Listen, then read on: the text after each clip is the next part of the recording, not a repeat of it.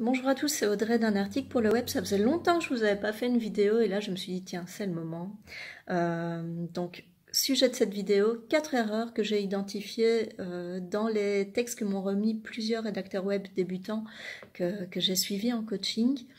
Et ce sont des erreurs, même si ces rédacteurs sont assez différents dans le style ou dans leur parcours tout simplement, des erreurs qui arrivent pratiquement à chaque fois.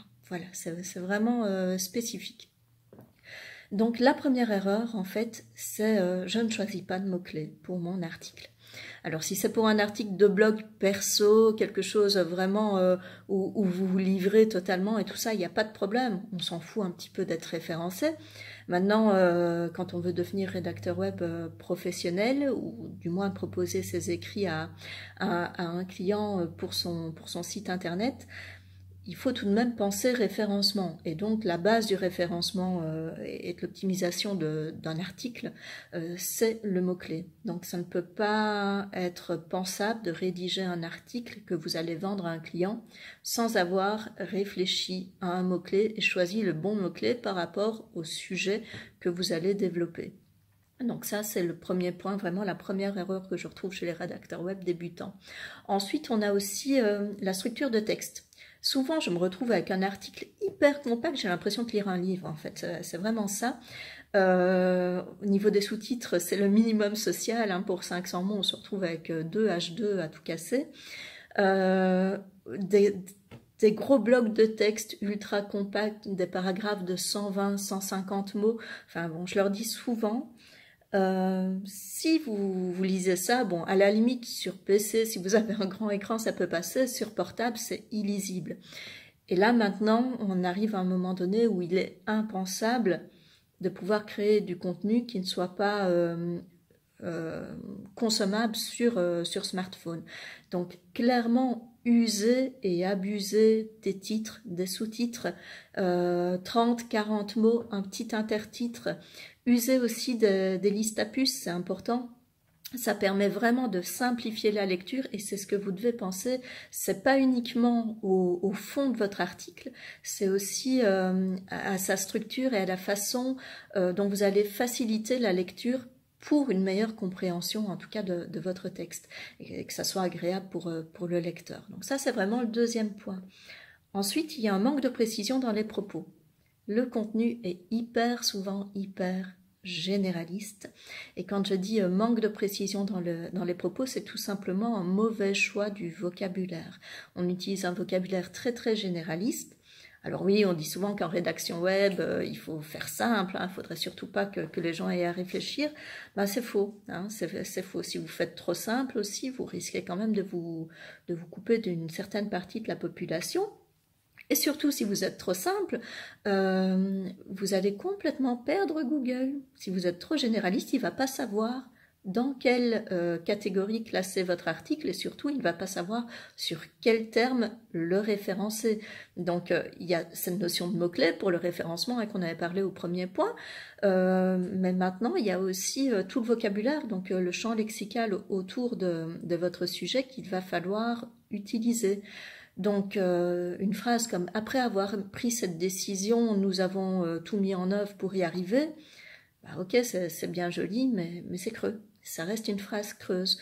Donc, un conseil, pensez une phrase, une idée. Donc, est-ce que ma phrase veut vraiment dire quelque chose? Est-ce que si je la sors du contexte de mon article, elle est compréhensible?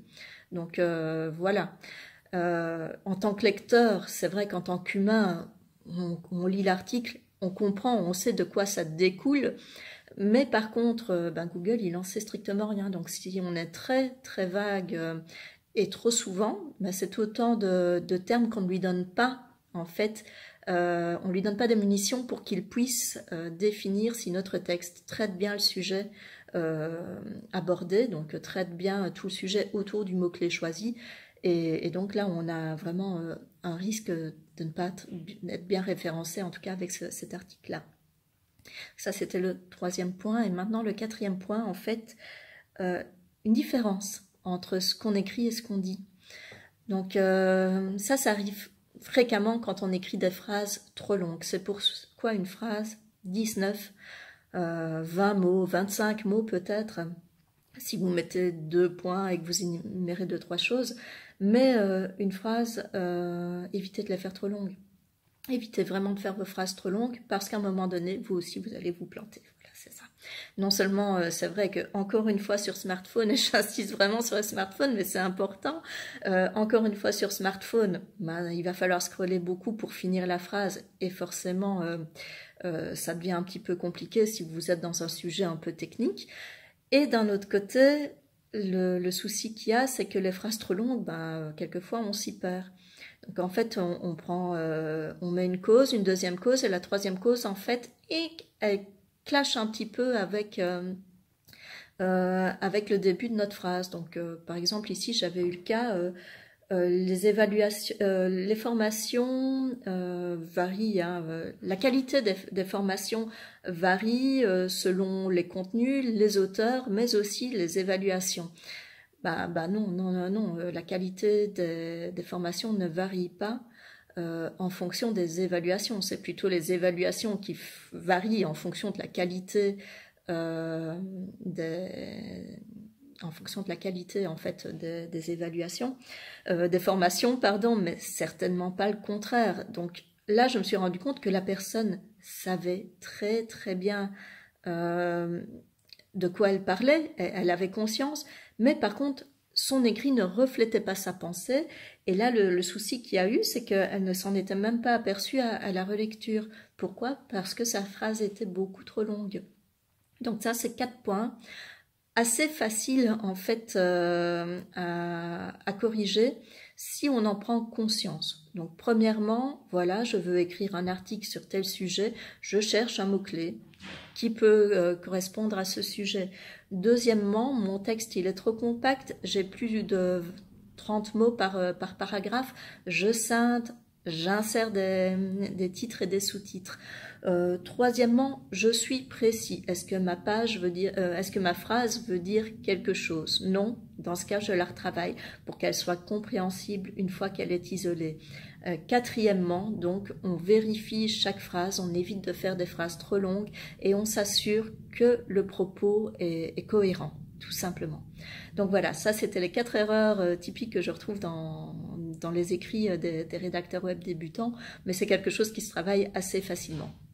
À bientôt, donc pour une prochaine vidéo, je vais un peu réfléchir, tiens, de quoi on pourrait parler pour la prochaine fois, et je reviens très très vite vers vous. À bientôt.